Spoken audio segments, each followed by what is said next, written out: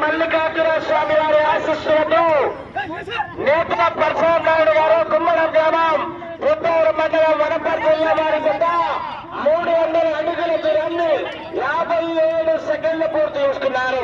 మొదటి స్థానానికి మొదటి రౌండ్లో నిమిషం 35 సెకండ్లు ముందంజలో ఉన్నారు.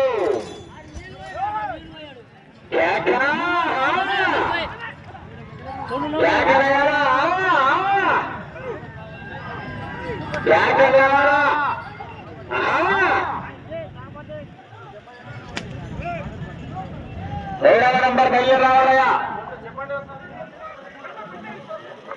మీరంతా కోట ఉండాలి.